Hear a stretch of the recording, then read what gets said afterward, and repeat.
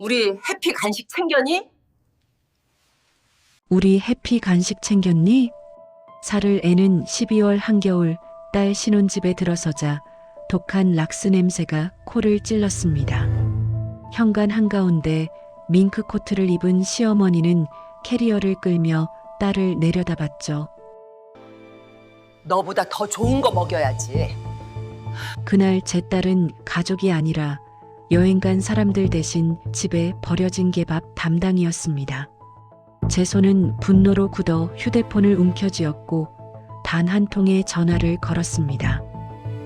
해외 결제까지 전부 정지요. 이 전화 한 통으로 그들의 여행은 과연 무사했을까요? 좋아요와 구독 알림 설정해 주세요. 행복하고 건강한 기운을 보내드리며 이야기 시작하겠습니다. 유독 살을 애는 듯한 칼바람이 불던 지난 12월의 어느 날이었습니다. 창문 틈새로 들어오는 바람소리만 들어도 뼈마디가 시린 날씨였죠.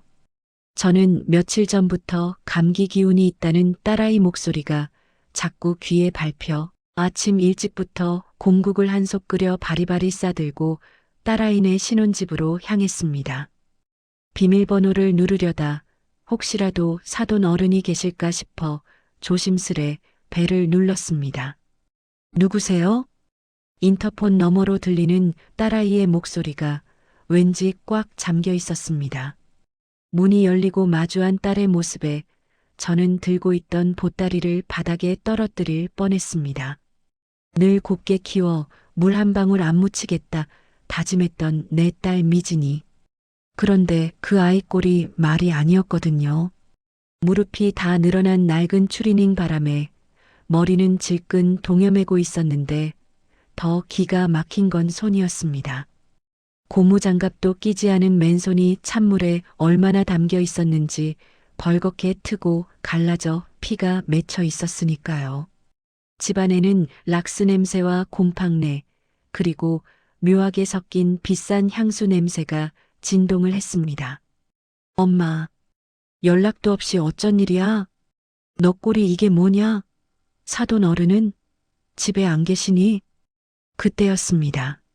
안방 문이 벌컥 열리더니 제 귀를 의심케 하는 화려한 옷차림의 시어머니와 시누이가 들이닥치듯 거실로 나왔습니다.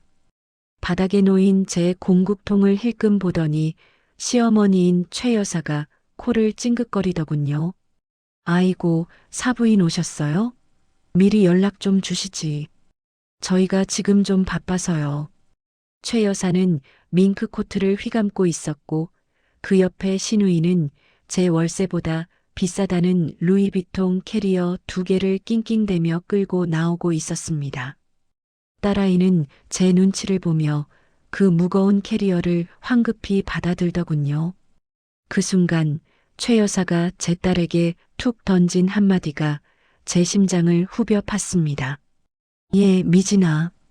거기 가방 안에 우리 해피 간식 챙겼니? 이번에 우리 없는 동안 해피 굶기면 안 된다. 걔가 입맛이 까다로워서 너보다 더 좋은 거 먹여야 하는 거 알지? 너는 집에서 밥 대충 챙겨 먹더라도 우리 해피 산책은 꼭 시키고. 저는 제 귀를 의심했습니다. 지금 이게 며느리한테 할 소리인가요? 마치 집 지키는 개를 다루듯, 아니 개보다 못한 존재를 대하듯 말하는 그 태도에 피가 거꾸로 솟는 것만 같았습니다. 딸아이는 시어머니의 그 모욕적인 말에도 익숙한 듯 고개를 푹 숙이며 네, 어머님. 걱정 마세요. 라고 대답하더군요. 그 처량한 어깨 너머로 거실벽에 걸린 대형 달력에는 빨간 동그라미가 쳐져 있고 가족 유럽 여행이라는 글씨가 큼지막하게 적혀 있었습니다. 물론 거기엔 제 딸의 이름은 없었죠. 어머, 비켜요. 밍크의 냄새 배겠네. 최 여사는 마치 더러운 것이라도 피하듯 제 옷자락을 탁 쳐내며 현관을 나섰습니다. 저는 엉겁결에 벽 쪽으로 물러서야 했죠. 그 뒤를 따라 나오던 시누이는 한술 더 떠서 제가 바닥에 내려놓은 곰국통을 발끝으로 툭 건드리며 코를 막았습니다. 아, 진짜. 요즘 누가 집에서 냄새나게 이런 걸 끓여요? 엄마, 우리 없을 때 언니가 이거 데워 먹는다고 가스 팡팡 쓰는 거 아니야? 관리비 폭탄 맞으면 어떡해? 걱정 마라. 내가 보일러 외출 모드로 꽁꽁 잠가두고 가니까. 예, 미진아. 너 춥다고 난방 돌리지 마라. 해피는 털 있어서 추위 안 타니까 걔 핑계 댈 생각도 말고. 정 추우면 껴입어. 기가 막혀서 입이 떨어지지 않았습니다. 12월 한겨울에 며느리 혼자 있는 집에 난방을 잠그고 가다니요. 게다가 사위란 놈은 옆에서 입번끝 한번 하지 않았습니다.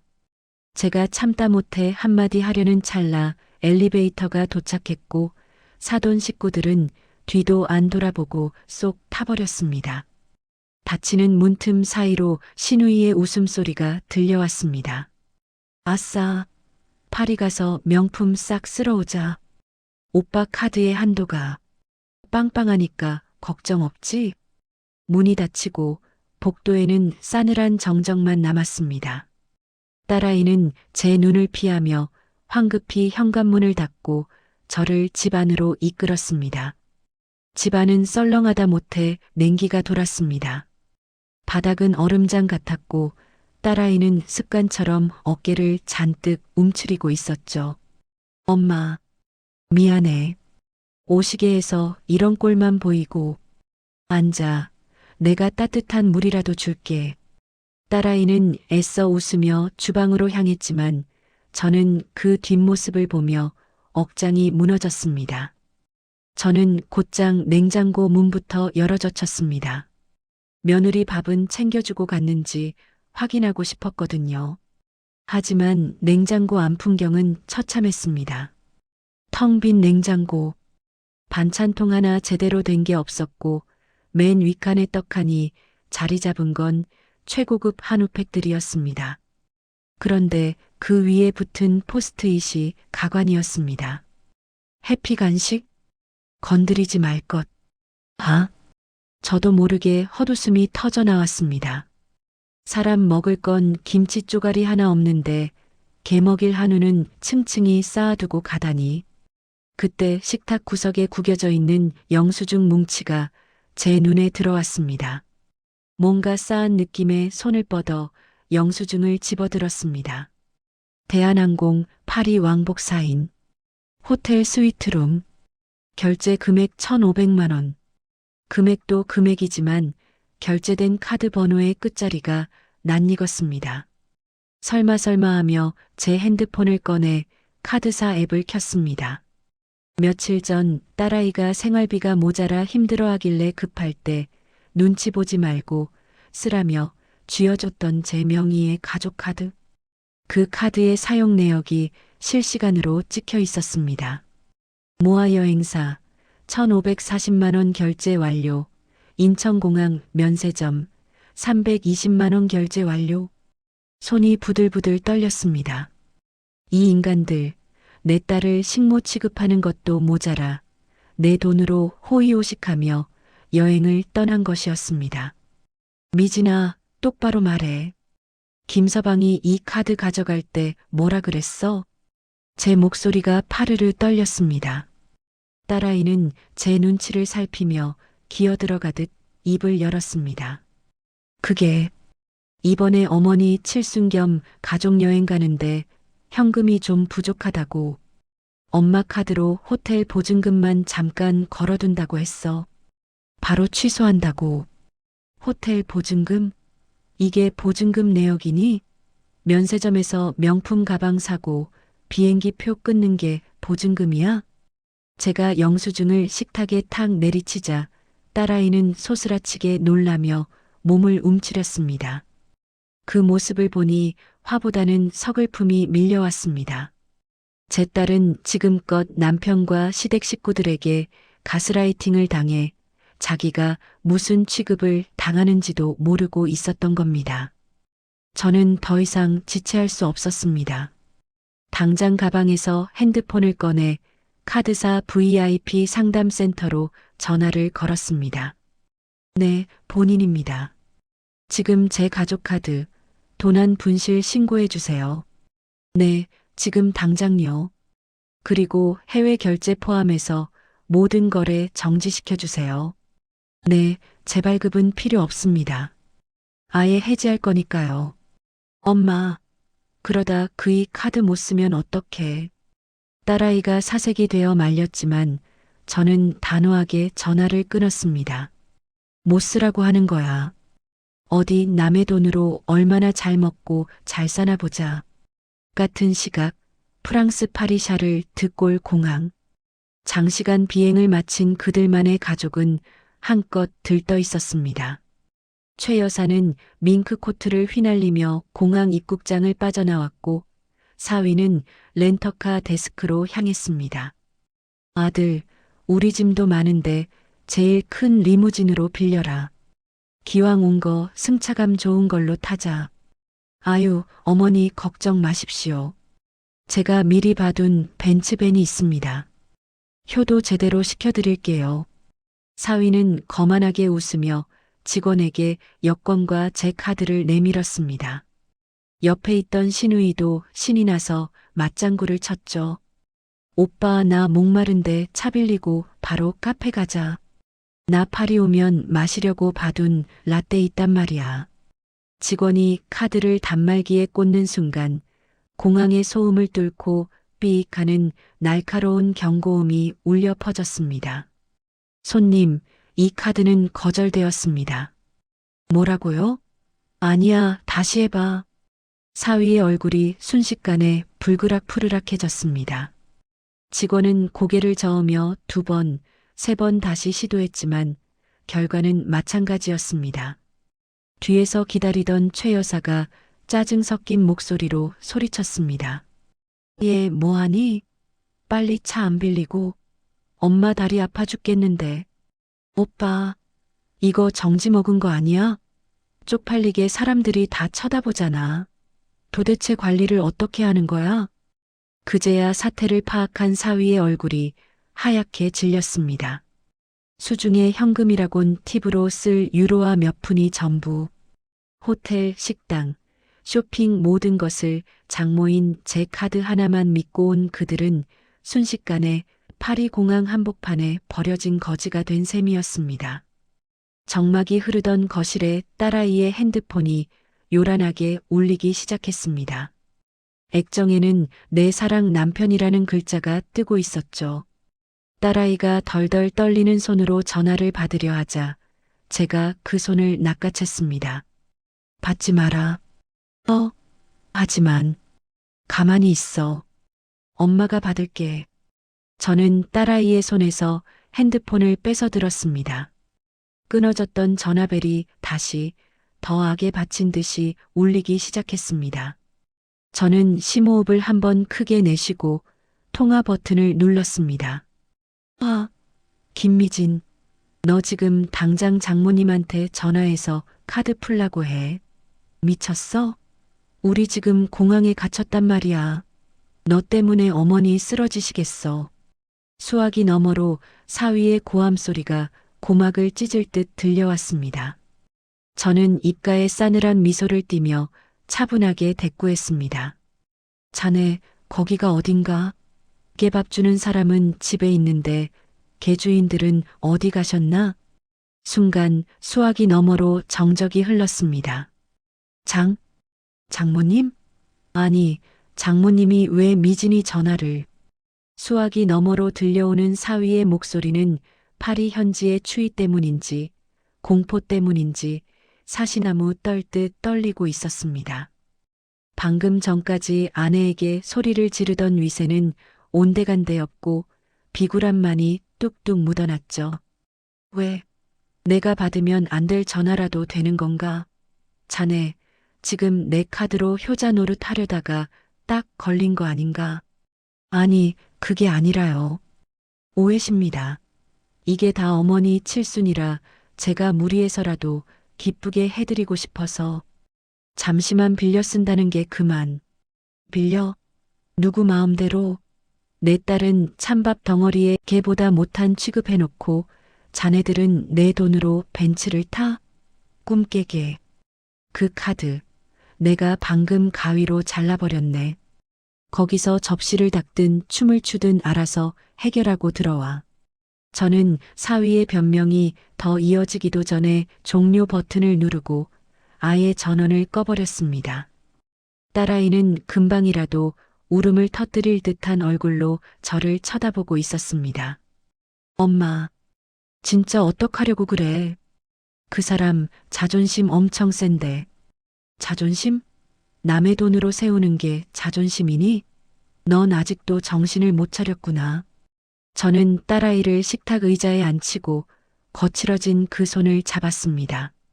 락스 냄새가 배어있는 딸의 손을 보니 20년 전 제 손이 떠올라 가슴 한구석이 욱신거렸습니다. 미진아, 내가 원망할 수도 있겠지만 엄마가 왜 너 시집 보낼 때 돈 없는 과부인 척했는지 아니?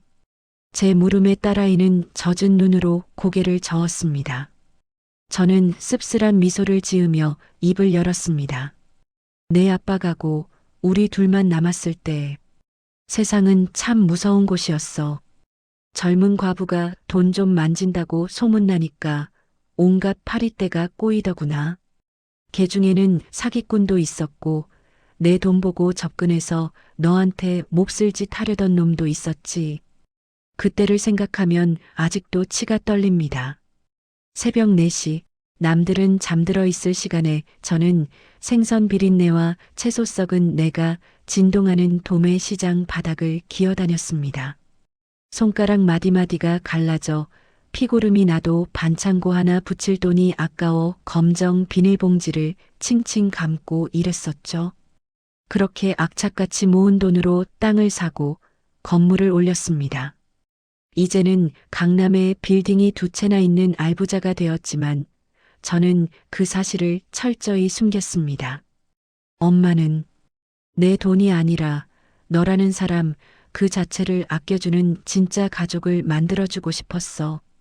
돈 냄새 맡고 달려드는 하이에나들 말고 가난해도 따뜻한 사람들 말이야. 김서방을 처음 봤을 때 저는 그가 그런 사람인 줄 알았습니다.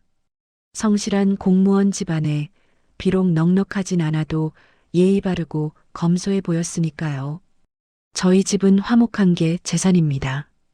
미진 씨 손에 물 한 방울 안 묻히고 살게 하겠습니다. 상견례 때 사돈과 김서방이 했던 그 달콤한 말에 속아 저는 가진 건 쥐뿔도 없는 홀어머니 연기를 하며 너를 보냈던 건데 그게 내 인생 최대의 실수였다는 걸 깨닫는 데는 그리 오랜 시간이 걸리지 않았습니다. 그런데 내가 사람을 잘못 봤어. 아주 단단히 잘못 봤지. 저는 딸의 손을 꽉 움켜쥐었습니다. 더 이상 물러설 곳은 없었습니다. 결혼식 날 기억하니? 사돈어른 표정이 어땠는지. 그날의 기억은 아직도 제 가슴에 생채기로 남아 있습니다. 예단비 1,000만 원.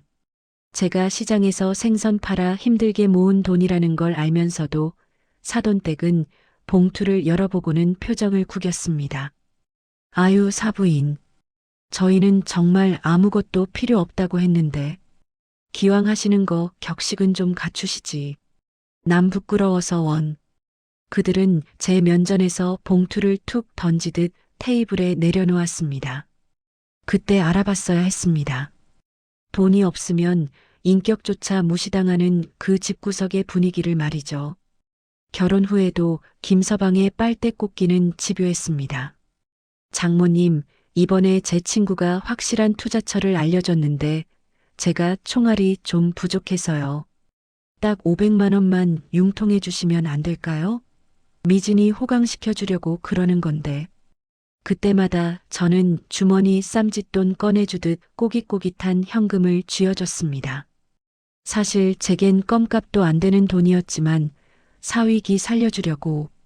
이거 내가 새벽부터 고생해서 번 돈이다라며 생색도 냈었죠. 김서방은 그 돈을 받아 챙길 때만 장모님 최고라며 너스레를 떨었고 뒤돌아서면 연락 한 통 없었습니다. 하지만 제가 정말 용서할 수 없는 건 작년 내가 유산했을 때의 일이다. 그날을 생각하면 지금도 피가 거꾸로 솟아 눈앞이 캄캄해집니다. 명절이라 시댁에 가서 하루 종일 전을 부치던 딸아이가 하혈을 하며 쓰러졌다는 전화를 받고 저는 한달음에 병원 응급실로 달려갔습니다. 창백한 얼굴로 누워있는 딸 옆에는 김서방도 시어머니도 없었습니다. 오직 최 여사 혼자 팔짱을 낀 채 서 있었죠. 아이고, 사부인 오셨어요? 애가 몸이 약해가지고 원. 남들 다 아는 음식 좀 했다고 유난을 떨더니 쯧쯧.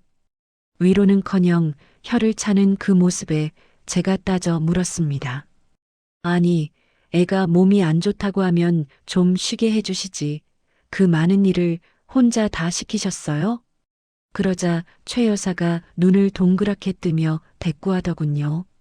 어머, 며느리가 시댁 와서 일하는 게 당연하지. 그럼 손님처럼 앉아 있어요? 그리고 애가 칠칠 맞게 몸 관리 못한 걸 왜 우리 탓을 해요? 우리 집대 끊기면 사부인이 책임지실 거예요? 그 뻔뻔한 낯짝을 보며 저는 당장이라도 제 통장 잔고를 보여주고 이 병원을 사버려서 저 여자를 쫓아내고 싶은 충동을 느꼈습니다. 하지만 그때 병상에서 눈을 뜬 내가 내 손을 잡고 애원했지. 엄마, 나 괜찮아. 제발 싸우지 마. 내가 죄인이야. 죄인이라니. 아픈 게 아이 잃은 게 무슨 죄라고. 그 착해 빠진 말 한마디 때문에 저는 피눈물을 삼키며 물러서야 했습니다. 하지만 미진아, 이제는 안 참는다. 그들이 앗아간 건 돈 몇 푼이 아니라 내 딸의 존엄이고 내 손주가 될 뻔했던 생명이었다. 엄마, 그때 이야기하지 마. 나 너무 아파. 딸아이가 귀를 막으며 고개를 저었습니다. 저는 딸의 어깨를 감싸 안으며 나지기 하지만 단단하게 말했습니다. 그래, 아픈 기억은 이걸로 끝내자. 대신 지금부터는 그 사람들이 아플 차례야. 아주 뼈저리게. 파리샤를 드골 공항의 입국장 로비 구석. 화려한 파리의 밤거리를 샴페인 잔을 들고 거닐고 있어야 할 그들만의 가족은 지금 딱딱한 플라스틱 벤치에 쭈그리고 앉아 처량한 신세가 되어 있었습니다. 카드 정지로 인해 렌터카는커녕 택시 탈 돈도 없었고 미리 예약해둔 5성급 호텔은 노쇼로 취소되었다는 통보 문자만 띵동 하고 날아왔으니까요. 아이고, 배고파 죽겠다. 아들, 아직도 해결 안 됐니? 내 팔자에 무슨 공항 노숙이야. 최 여사는 1,000만 원짜리 밍크 코트를 이불 삼아 덮고는 끙끙 앓는 소리를 냈습니다. 백가죽이 등가죽에 붙을 지경인데 수중에 있는 돈이라곤 동전 몇 개뿐이라 공항 샌드위치 하나 사 먹기도 빠듯했습니다. 신우이는 옆에서 핸드폰을 신경질적으로 두드리며 징징거렸습니다. 오빠, 인스타에 파리 도착했다고 사진 올려야 하는데 데이터 로밍도 안 터져. 요금 결제 안 됐다고 끊겼단 말이야. 이게 뭐야, 쪽팔리게. 아, 좀 조용히 좀 해봐. 나도 미치겠으니까. 사위는 머리를 쥐어뜯으며 다시 한국으로 전화를 걸었습니다. 친구들에게 급전을 빌려보려 했지만 한국은 지금 모두가 잠든 새벽 시간. 아무도 전화를 받지 않았습니다. 결국 자존심을 구기고 다시 미진에게 전화를 걸 수밖에 없었죠. 다시 울리는 전화벨 소리에 딸아이는 경기를 일으키듯 놀랐습니다. 하지만 저는 태연하게 수화기를 들고 스피커폰 버튼을 눌렀습니다. 미진아, 제발 전화 좀 받아. 나야, 오빠. 사위의 목소리는 이제 분노가 아닌 애원조로 바뀌어 있었습니다. 추위에 떨고 있는지 이가 딱딱 부딪히는 소리까지 들려왔죠. 여보, 내가 다 설명할게. 오해하지 말고 들어. 일단 우리가 여기서 나가야 하잖아. 어머니 쓰러지시기 일보 직전이야. 안방 장롱 2번째 서랍 열면 내 양복 안주머니에 봉투 하나 있어. 거기 500만 원 정도 있거든. 그거 당장 송금해줘. 빨리. 딸아이가 놀란 눈으로 저를 쳐다보았습니다. 남편에게 그런 비상금이 있는 줄 꿈에도 몰랐던 눈치였습니다. 저는 딸에게 눈짓으로 장롱을 가리켰고 딸아이는 떨리는 손으로 서랍을 뒤져 봉투를 찾아냈습니다. 하지만 봉투 안은 텅 비어 있었습니다. 딸아이가 당황하며 고개를 젓자 제가 대신 입을 열었습니다. 어쩌나 우리 사위. 그 봉투 빈 껍데기던데? 네. 장모님? 그럴 리가 없는데요. 제가 분명히 출국 직전에 확인했는데. 생각해보니 아까 내가 청소하다가 웬 봉투가 있길래 봤더니 돈이 꽤 들어있더구만. 자네가 내 딸 몰래 꼽을 쳐둔 딴 주머니 같아서 내가 챙겼지. 내 카드 맘대로 쓴 값이라고 생각하기에. 뭐라고요? 장모님, 그게 어떤 돈인데? 당장 내놔요. 그건 내 돈이라고요. 사위가 악을 썼지만 저는 코웃음을 쳤습니다. 큰 소리 치지 마. 자네가 생활비 아껴 쓴다고 내 딸한테는 콩나물 값도 벌벌 떨게 하더니 뒤로는 이렇게 챙기고 있었나? 그 돈은 이미 내 딸 몸보신 시키는데 쓰기로 했네. 그리고 정 급하면 방법이 하나 있긴 해. 저는 잠시 뜸을 들이다가 차갑게 쏘아붙였습니다. 자네 어머니가 입고 간 그 밍크 코트랑 동생이 들고 간 루이비통 캐리어, 거기 벼룩시장에 팔면 비행기 표 값은 나오겠네. 명품 좋아하더니 꼴 좋다. 그거 팔아서 들어오든 센 강에서 헤엄쳐서 오든 알아서 해. 한 번만 더 전화하면 그땐 장롱 속이 아니라 자네가 숨기고 싶어하는 진짜 비밀을 까발려 줄 테니까. 진짜 비밀이라니요? 사위의 목소리가 덜컥 내려앉았습니다. 저는 대답 대신 통화 종료 버튼을 누르고 전화기 코드를 아예 뽑아버렸습니다. 딸아이는 넋이 나간 표정으로 저를 바라보고 있었습니다. 엄마, 오빠한테 비밀이 있어? 그리고 엄마 아까부터 너무 무서워. 엄마 정말 내가 알던 우리 엄마 맞아? 딸의 흔들리는 눈동자를 보며 저는 결심했습니다. 이제는 내 진짜 모습을, 그리고 내가 준비한 선물을 보여줄 때가 되었다고요. 미진아, 엄마가 그동안 숨겨왔던 게 하나 있어. 놀라지 말고 들어라. 저는 메고 있던 낡은 가방 안쪽 깊숙한 주머니에서 꼬깃꼬깃한 서류 봉투 하나를 꺼냈습니다. 그리고 딸아이의 무릎 위에 툭 올려놓았습니다. 열어봐라. 이게 뭔데? 딸아이는 의아한 눈빛으로 봉투를 열었습니다. 그 안에서 나온 건 시중은행의 VIP 통장과 붉은 도장이 찍힌 등기권리증이었습니다. 딸의 눈이 휘둥그레지더니 통장 잔고를 확인하고는 입을 다물지 못했습니다. 1, 10, 100, 1000, 엄마, 이게 다 무슨 돈이야? 그리고 이 건물 등기. 강남구 역삼동? 내가 그토록 아끼던 콩나물값, 아니, 내가 흘린 눈물값이다. 저는 덤덤하게 말했습니다. 엄마가 시장 바닥에서 생선 4장 뒤집었으며 번 돈이야. 저 건물 하나뿐인 줄 아니? 옆 동네에 하나 더 있어. 사실은 너 시집갈 때 이 건물 1층 카페 내 명의로 해주려고 했었다. 그런데 내 시댁 식구들이 돈 냄새 맡고 달려드는 꼬라지가 보기 싫어서 꾹 참았던 거야. 그 말을 들은 딸아이의 눈에서 닭똥 같은 눈물이 뚝뚝 떨어지기 시작했습니다. 기쁨보다는 억울함과 허무함이 섞인 눈물이었습니다. 엄마, 나는 그것도 모르고 돈 몇 푼 때문에 벌벌 떨면서 시어머니한테 구박받고 오빠한테 무시당하고. 그래, 내 잘못이다. 내가 사람을 너무 믿었어. 하지만 미진아, 이제부터는 고개 들어. 내가 저 사람들보다 100배, 1000배는 더 가진 사람이야. 알겠니? 딸아이는 제 품에 안겨 한참을 서럽게 울었습니다. 저는 딸의 등을 토닥이며 차가운 복수심을 다시 한번 불태웠습니다. 이제 내 딸에게 돈이라는 든든한 갑옷을 입혔으니 전쟁을 시작할 준비는 끝난 셈이었습니다. 그로부터 정확히 3일 뒤였습니다. 고요하던 현관문이 부서져라 쾅쾅 울렸습니다. 제가 바꿔버린 비밀번호를 눌러도 문이 열리지 않자 밖에서 악에 바친 고함 소리가 들려왔습니다.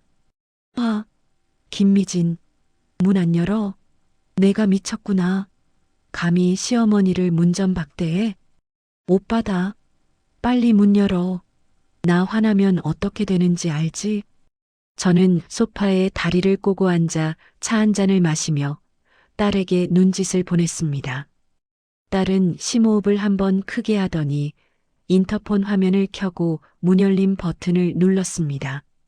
띠리릭. 문이 열리자마자 썩은 내가 진동을 하며 세 사람이 거실로 들이닥쳤습니다.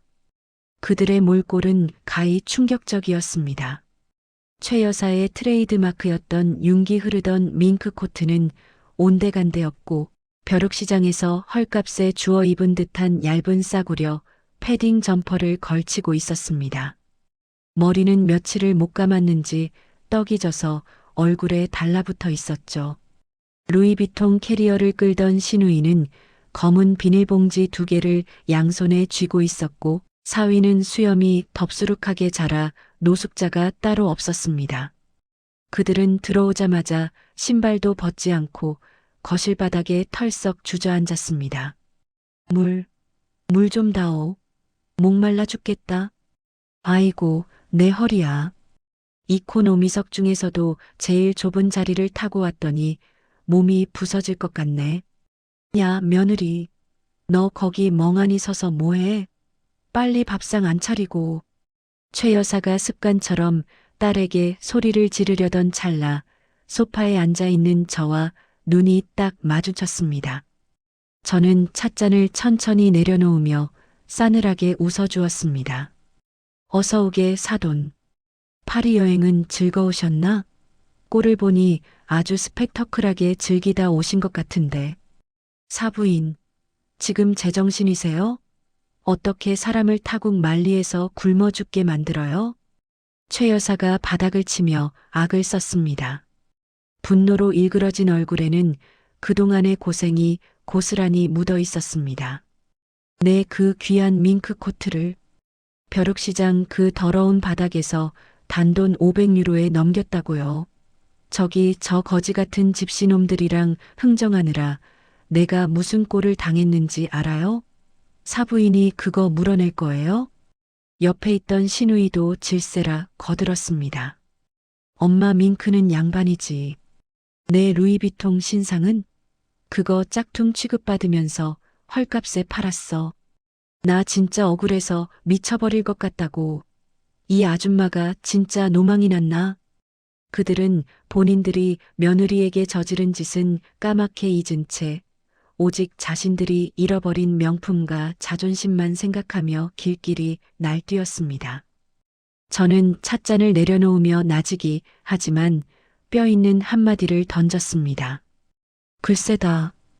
500유로면 우리 미진이가 너희들 여행 간 동안 1년 내내 먹을 공국값보다 비싼데? 감지덕지 해야지. 그리고 거기서 굶어보니 어때? 내 딸이 너희 눈치 보며 찬밥 덩어리 삼킬 때 기분이 딱 그랬을 거다. 뭐라고요? 어디서 감히 훈계질입니까? 사위가 벌떡 일어나며 삿대질을 해댔습니다. 며칠 씻지 못해 냄새나는 양복깃을 세우며 가장으로서의 위엄을 세워보려 애쓰는 꼴이 가소롭기 짝이 없었습니다. 장모님, 이거 엄연한 사유재산 침해고 정신적 피해 보상 청구감입니다. 칠순 잔치라는 중요한 가족 행사를 고의로 망치셨잖아요. 제가 맘만 먹으면 장모님 고소할 수도 있어요. 당장 그 카드 다시 살려내시고 위약금이랑 저희가 겪은 정신적 고통까지 다 돈으로 배상하세요. 고소? 배상? 하이고 지나가던 개가 웃겠네. 저는 자리에서 천천히 일어나 사위 앞으로 다가갔습니다. 사위가 흠칫하며 뒷걸음질 쳤지만 저는 그의 꼬질꼬질한 넥타이를 검지로 툭툭 건드렸습니다. 김서방, 자네 파리에서 비행기표 구할 돈 없어서 전전긍긍할 때 혹시 다른 걱정은 안 되던가? 예를 들면 한국에 있는 그 사람들 말이야. 그게 무슨. 사위의 동공이 지진이라도 난 듯 흔들렸습니다.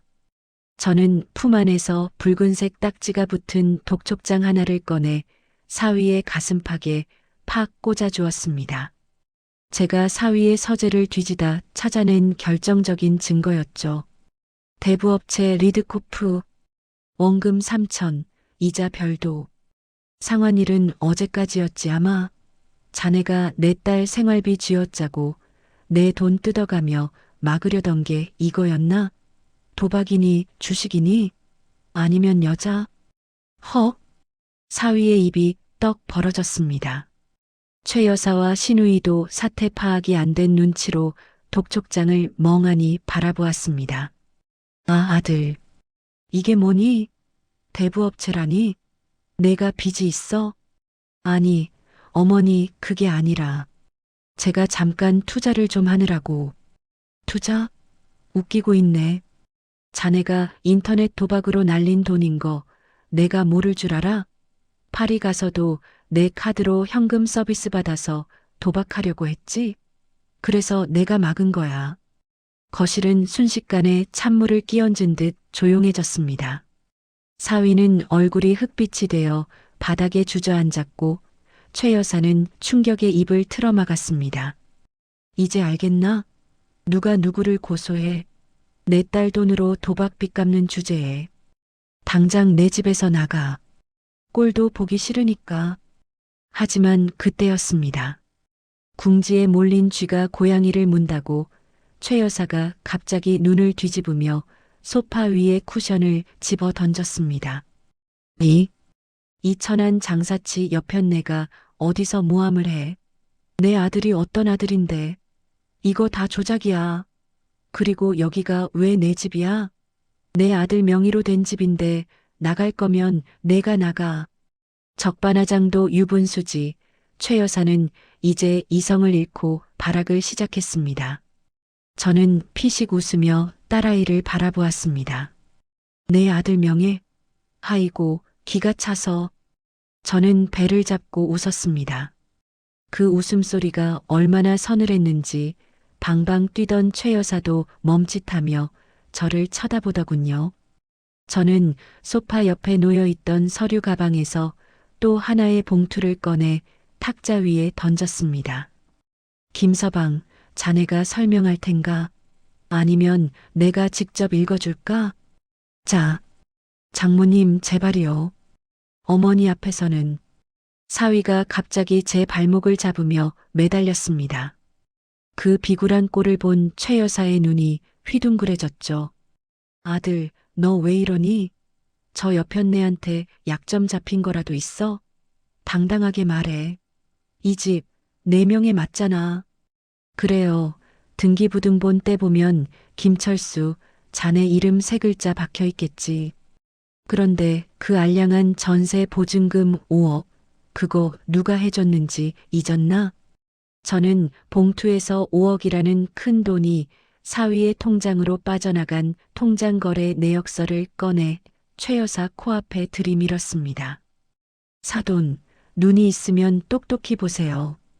이 집 전세금 10원 한 장까지 제 통장에서 나간 돈입니다. 내 딸 기죽기 싫어서 사위 체면 세워주려고 명의만 빌려준 거라고요. 그런데 뭐, 내 집에서 나가? 최 여사의 입이 붕어처럼 뻐끔거렸습니다. 하지만 충격은 여기서 끝이 아니었습니다. 더 기막힌 건 뭔지 알아? 자네 아들이란 놈이 지난달에 집주인한테 몰래 연락해서 전세를 월세로 돌리고 보증금 빼달라고 했더군. 도박 빚 갚으려고 처자식 사는 집 보증금까지 손을 대려 했다고. 뭐라고? 철수야, 그게 사실이니? 내가 미쳤어? 최 여사가 비명을 지르며 아들의 등짝을 후려쳤습니다. 사위는 고개를 푹 숙인 채 아무 말도 하지 못했습니다. 믿었던 아들의 배신, 그리고 자신들이 누리던 모든 호사가 사실은 그토록 무시하던 생선 장사 여편네의 주머니에서 나왔다는 사실에 사돈 식구들은 그야말로 멘붕에 빠졌습니다. 이제 상황 파악이 좀 되시나? 지금 당장 이 집에서 나가야 할 사람이 누군지. 저는 자리에서 일어나 현관문을 손가락으로 가리켰습니다. 당장 짐 싸서 나가. 내 딸 고생시킨가? 위자료, 그리고 내 돈 5억. 다 토해내기 전엔 국물도 없을 줄 알아. 그제야 현실을 자각한 그들의 태도가 180도 돌변했습니다. 방금까지 삿대질을 해대던 최 여사가 바닥에 납작 엎드려 제 바짓가랑이를 잡았습니다. 아이고, 사부인. 아니, 어르신. 제가 잠시 미쳤었나 봅니다. 한 번만 봐주세요. 깔 데도 없는데 엄동설 안에 어딜 나가요. 옆에 있던 시누이도 눈물을 뚝뚝 흘리며 빌기 시작했습니다. 언니, 아니 사모님. 잘못했어요. 저희 짐도 다 팔아서 진짜 갈 데 없단 말이에요. 오빠 빚 때문에 빚쟁이들도 쫓아올 텐데. 사위는 아예 이마를 바닥에 찌우며 오열했습니다. 장모님, 죽을 죄를 지었습니다. 미진아 여보, 한 번만 용서해줘. 내가 다시는 안 그럴게. 거실 바닥을 기어다니는 세 사람의 꼴은 그야말로 아수라장이었습니다. 하지만 제 마음속의 불길은 이제 겨우 타오르기 시작했을 뿐이었습니다. 저는 차갑게 식은 눈으로 그들을 내려다보며 딸아이에게 물었습니다. 미진아, 선택은 내가 해라. 이 인간들 받아줄 거니? 딸아이는 퉁퉁 부은 눈으로 바닥에 엎드린 남편과 시어머니를 번갈아 쳐다보았습니다. 그리고 입술을 깨물며 천천히 입을 열었습니다. 딸아이는 한동안 말이 없었습니다. 바짓가랑이를 잡고 애원하는 남편의 손을 물끄러미 내려다볼 뿐이었죠. 그 정적이 길어질수록 사위와 시어머니의 울음소리는 더 커져만 갔습니다. 여보, 나 진짜 반성하고 있어. 우리 해피하던 때로 돌아가자. 응? 그래, 아가. 내가 늙어서 주책을 부렸다. 너 착하잖아. 한 번만 용서해다오. 그때였습니다. 딸아이가 아주 차갑고 건조한 손길로 자신의 다리에 매달린 남편의 손을 떼어냈습니다. 마치 더러운 오물을 치우듯 단호한 손짓이었습니다. 착해? 착한 게 아니라 당신들이 나를 바보로 만든 거겠지. 딸아이의 입에서 나온 목소리는 제가 알던 여리여리한 미진이가 아니었습니다. 쇳가루가 섞인 듯 거칠고 서늘했죠. 오빠 기억나? 나 유산하고 태어난 날 당신이 뭐라 그랬어? 병원비 아깝게 왜 입원은 해가지고. 그랬잖아. 어머님은 뭘 하셨죠? 애 하나 못 지키는 게 무슨 유세냐고 하셨죠. 그때 죽었던 건 우리 아기만이 아니에요. 나도 그때 죽었어요. 당신들 아내로서, 며느리로서의 김미진은 그때 이미 죽었다고요. 미진아. 더 이상 내 앞에서 가족인 척 연기하지 마. 역겨우니까. 이혼해. 당장. 이혼이라는 두 글자가 떨어지자마자 사위의 얼굴이 사색이 되었습니다. 아니 여보, 이혼이라니. 내가 다 고칠게. 빚도 내가 어떻게든. 빚? 그건 자네가 진 빚이니 자네가 알아서 하는 게 당연한 거지. 감옥 가서 몸으로 때우든 해. 제가 나서서 미리 준비해둔 두툼한 서류 봉투를 사위 얼굴에 던졌습니다. 내용물이 와르르 쏟아져 나왔습니다. 이혼 소장, 위자료 청구 소송장, 그리고 형사 고소장까지. 협의 이혼은 꿈도 꾸지 마. 우린 소송으로 갈 거니까. 내 딸이 그동안 겪은 정신적 학대, 내 놈이 몰래 빼돌린 돈, 그리고 도박 빚으로 인한 가정 파탄 책임까지. 변호사 사서 탈탈 털어줄 테니 각오해. 아, 물론 변호사 살 돈이나 있으려나 모르겠지만. 장모님, 뭐해? 안 끌어내고. 제 호령이 떨어지기가 무섭게 저는 인터폰으로 미리 대기시켜둔 경비업체 직원들을 호출했습니다. 건장한 보안 요원 6명이 들이닥치자 버티던 3사람은 짐짝처럼 들려나갔습니다.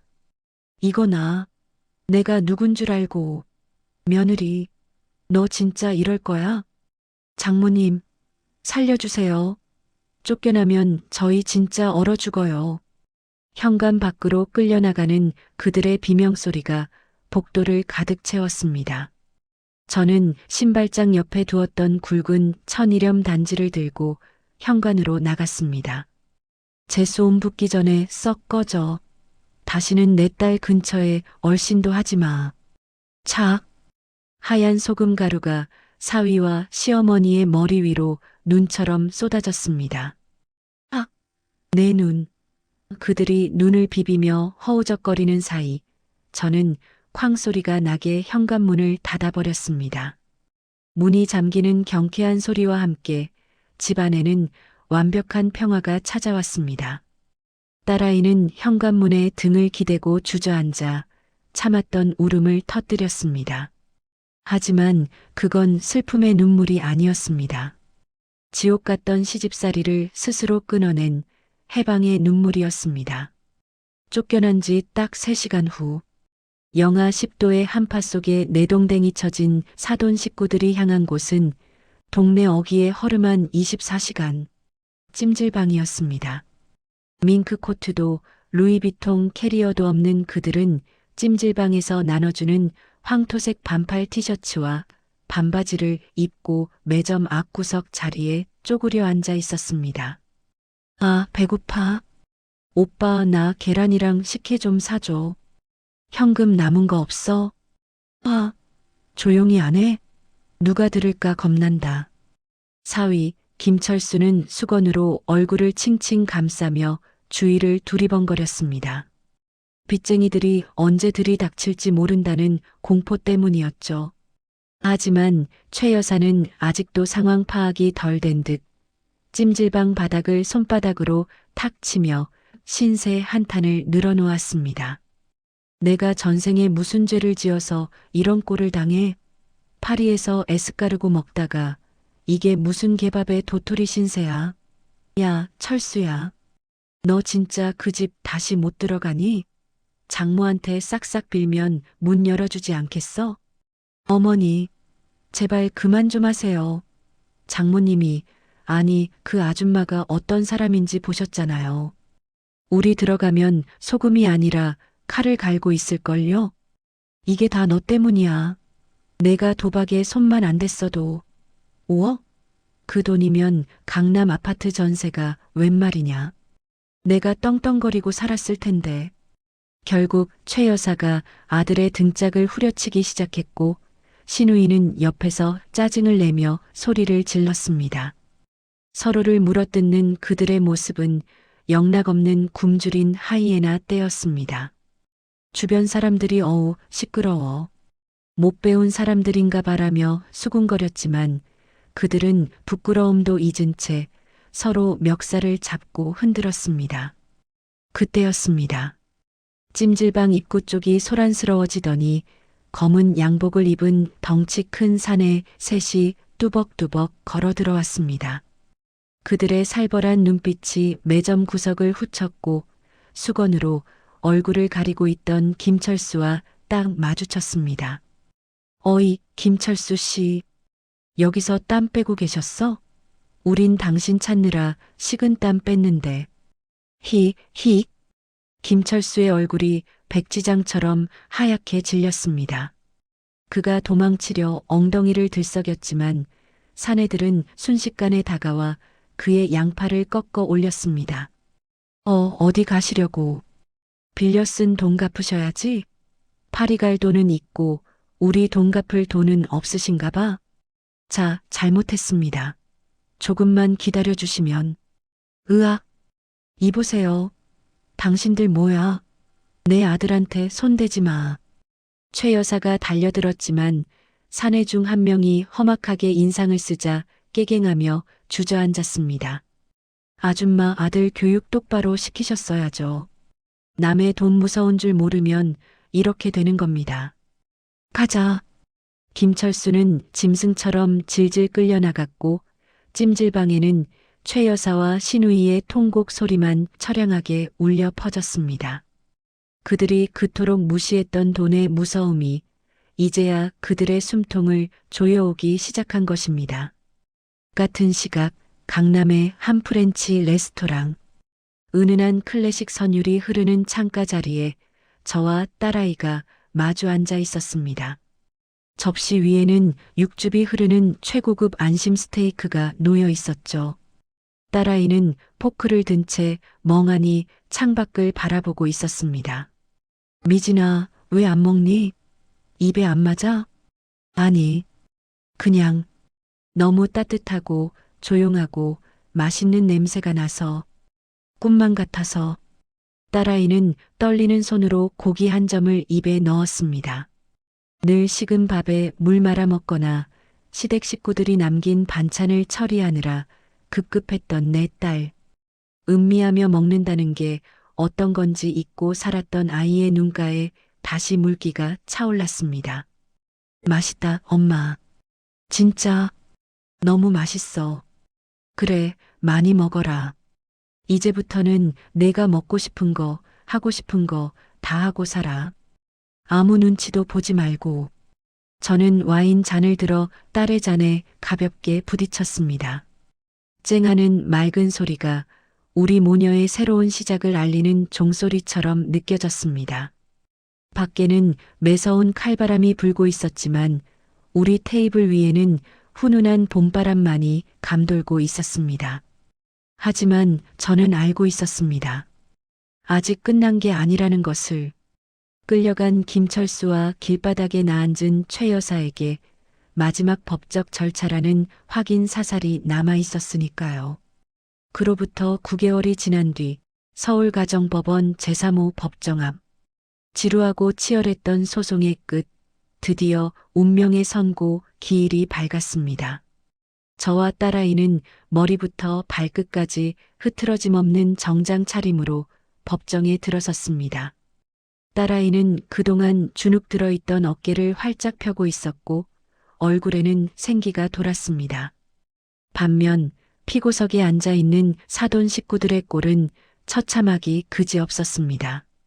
김철수는 빚독촉에 시달렸는지 살이 10kg은 빠져 해골 같았고 최 여사는 염색도 못해 하얗게 센 머리를 푹 숙이고 있었습니다. 그들은 우리를 보자마자 뭔가 말하려는 듯 입을 달싹거렸지만 제 옆에 선 변호사의 날카로운 눈빛에 기가 눌려 입을 다물었습니다. 사건 번호 2024드함. 원고 김미진, 피고 김철수. 판결을 선고합니다. 엄숙한 정적 속에서 판사님의 목소리가 울려 퍼졌습니다. 조정 따위는 없었습니다. 제가 내 딸의 인생을 망친 대가에 타협은 없다며 모든 조정 제안을 거절했기 때문이죠. 본 법원은 제출된 증거 자료를 통해 피고 김철수의 상습적인 도박, 경제적 무능력, 그리고 배우자에 대한 심각한 부당 대우를 확인하였다. 또한 피고의 모친 최정숙 역시 며느리에게 폭언과 모욕을 일삼아 혼인 파탄에 주된 원인을 제공하였다. 판사님은 안경 너머로 피고석을 싸늘하게 노려보며 판결문을 읽어내려갔습니다. 따라서 주문 1. 원고와 피고는 이혼한다. 2. 피고는 원고에게 위자료 5천만 원을 지급하라. 3. 재산 분할에 있어 전세 보증금 5억 원은 전액 장모인 원고의 특유 재산임이 명백하므로 피고는 이에 대한 어떠한 권리도 주장할 수 없다. 소송 비용은 전액 피고가 부담한다. 땅, 땅, 땅. 판사봉 소리가 3번 울리는 순간 김철수는 책상 위에 엎어져 흐느꼈고 최 여사는 아이고, 내 돈 하며 가슴을 쥐어뜯었습니다.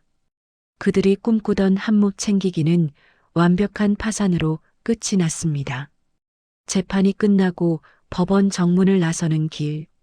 차가운 바람이 불었지만 딸아이의 표정은 그 어느 때보다 홀가분해 보였습니다. 그런데 그때 뒤에서 다급한 발소리가 들려왔습니다. 사부인, 아니 어르신, 잠깐만요. 최 여사가 헐레벌떡 뛰어와 제 앞을 막아섰습니다. 그러고는 그 많은 사람들이 오가는 법원 앞 아스팔트 바닥에 털썩 무릎을 꿇었습니다. 체면이고 뭐고 다 내던진 비굴한 모습이었습니다. 제발 한 번만 살려주세요. 우리 철수 이대로 빈털털이 되면 빚쟁이들한테 맞아 죽어요. 저 늙은이가 갈 데가 어디 있다고. 제가 다 잘못했습니다. 그땐 제가 미쳤었나 봐요. 옆에 있던 김철수도 따라 무릎을 꿇고 딸아이의 바짓가랑이를 잡으려 했습니다. 미진아 여보, 나 진짜 반성했어. 응? 장모님이 건물주라면서 빚만 좀 갚아주시면 내가 평생 개처럼 충성할게. 다시 받아만 줘. 끝까지 돈, 돈, 돈. 그들의 입에서 나오는 소리는 변한 게 하나도 없었습니다. 저는 잡힌 바지를 확 뿌리치며 싸늘하게 내려다보았습니다. 어르신? 이제 와서 호칭이 바뀌네. 근데 어쩌나 난 자네들이 그렇게 무시하던 생선 비린내 나는 장사치라서 말이야. 자비 같은 건 줄 몰라. 그리고 개처럼 충성한다고? 우리 집엔 게 밥 줄 돈도 아까워. 딸아이 역시 전 남편의 손길을 더러운 벌레 보듯 피하며 담담하게 말했습니다. 김철수 씨, 당신네 엄마가 그랬지? 나보고 개 밥이나 주라고. 당신이 그 개보다 못한 취급받으니까 어때? 이제야 내 기분 알겠어? 우린 남이야. 다신 내 앞에 나타나지 마. 우리는 뒤도 돌아보지 않고 대기하고 있던 검은색 세단에 올라탔습니다. 차창 너머로 땅을 치며 통곡하는 두 모자의 모습이 백미러 속에서 점점 작아져 먼지처럼 사라질 때까지 우리는 아무 말도 하지 않았습니다.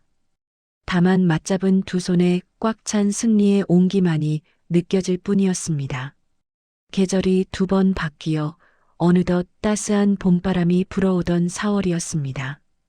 강남구 역삼동 제 건물 1층에는 고소한 커피 향이 가득했습니다. 통유리창 너머로 분주하게 움직이는 젊은 사장님, 바로 제 딸 미진이의 모습이 보였습니다. 어서 오세요. 주문 도와드릴까요? 손님을 맞는 딸아이의 목소리엔 힘이 넘쳤고 얼굴은 봄꽃처럼 환했습니다.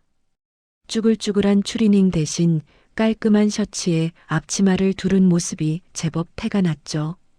저는 구석 테이블에 앉아 그 모습을 바라보는 것만으로도 배가 불렀습니다.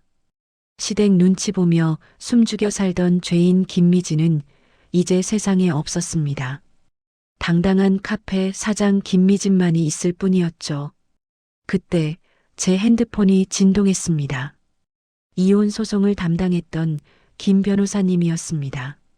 네, 변호사님. 무슨 일입니까? 어르신, 좋은 소식? 아니, 기다리시던 소식이라 전해드립니다. 김철수 씨, 오늘 구속됐습니다. 저는 찻잔을 내려놓으며 입꼬리를 올렸습니다. 결국 그렇게 됐군요. 혐의가 뭡니까? 도박 자금 마련하려다가 지인들에게 투자 사기를 친 게 들통났습니다. 피해 액수가 커서 실형을 피하기 어려울 겁니다. 지금 구치소에 수감되어 재판 기다리고 있습니다. 수임번호 3840번, 그게 이제 그 사람 이름입니다.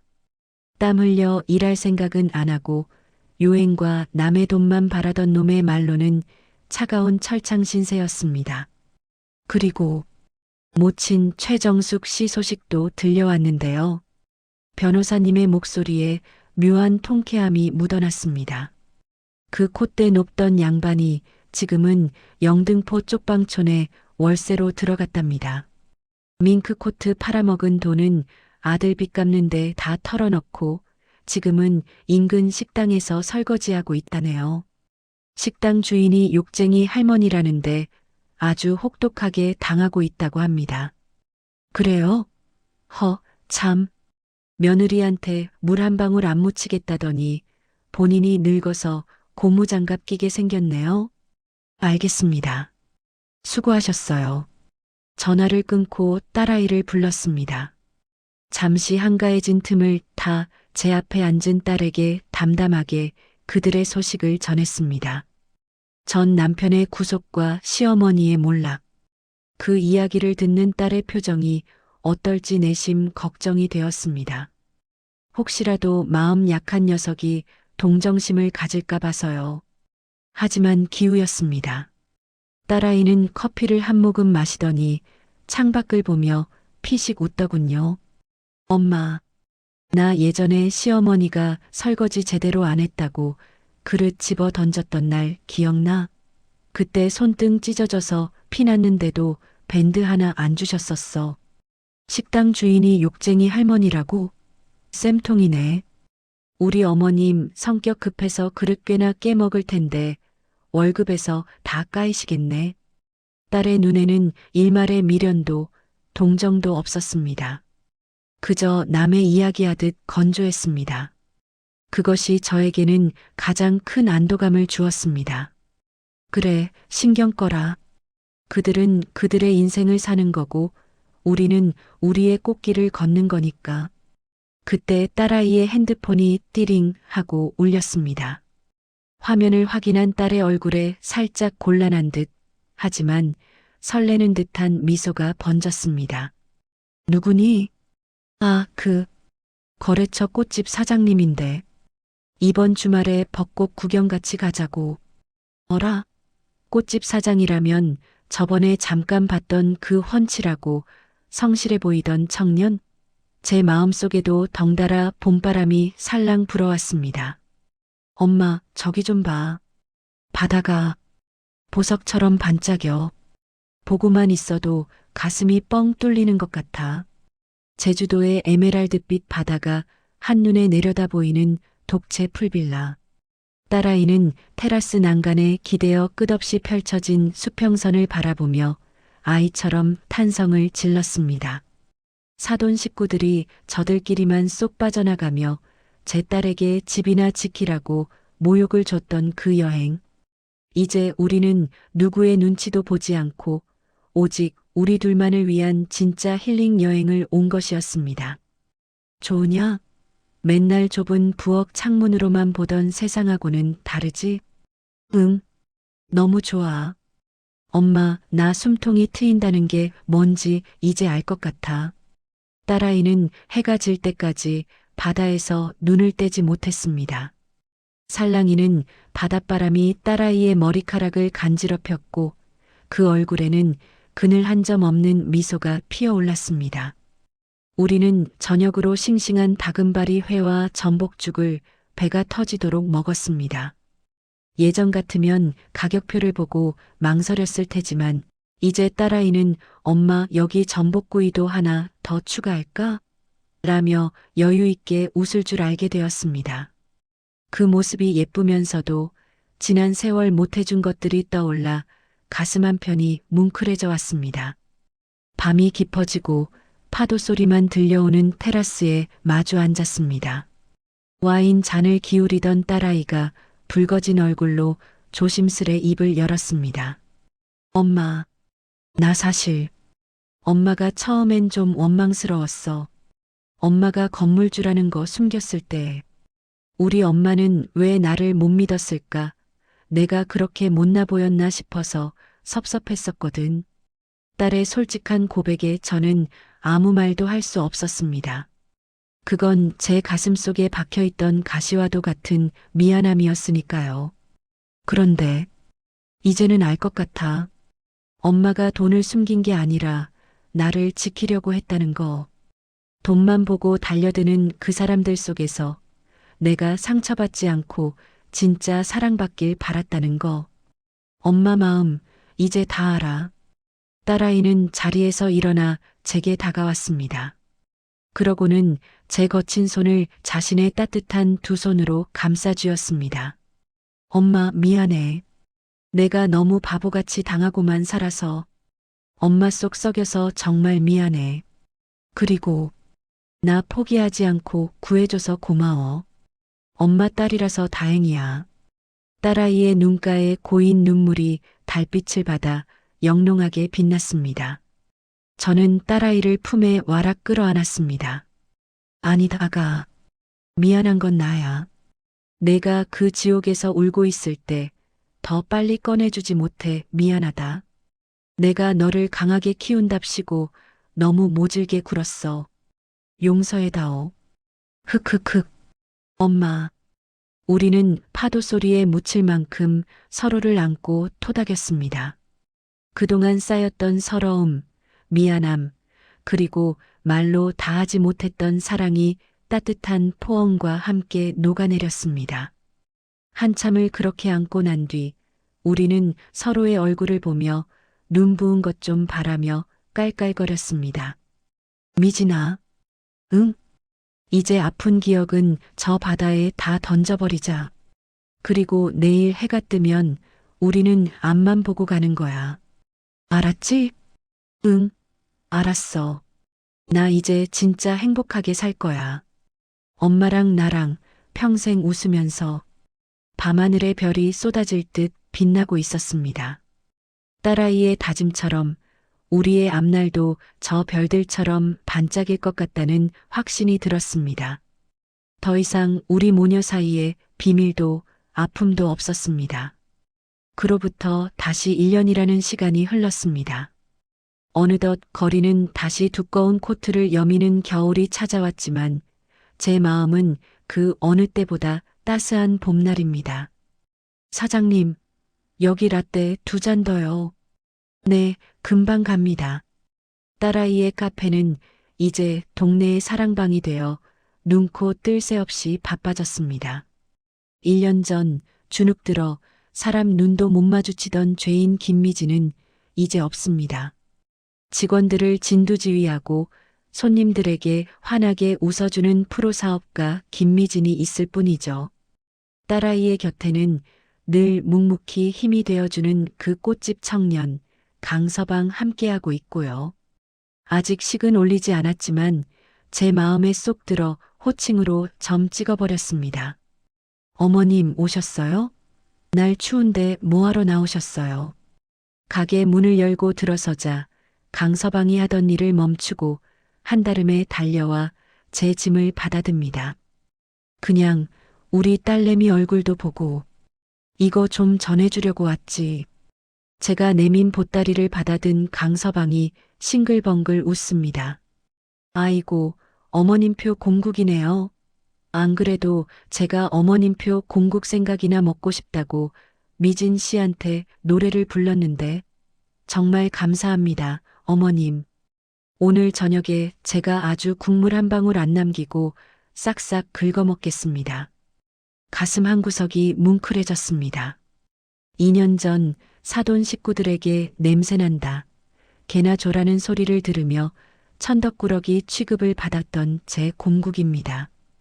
그런데 지금은 이렇게 귀한 대접을 받으며 사위와 딸의 저녁 식탁을 따뜻하게 채워줄 사랑의 징표가 되었습니다. 똑같은 공국인데도 누구와 함께 하느냐에 따라 쓰레기가 되기도 하고 보약이 되기도 한다는 걸 저는 70평생을 살고서야 다시금 깨닫습니다. 그날 저녁 우리는 세 식구가 옹기종기 모여 앉아 공국에 밥을 말아 먹었습니다. 엄마, 진짜 맛있다. 옛날엔 이 맛을 왜 몰랐을까?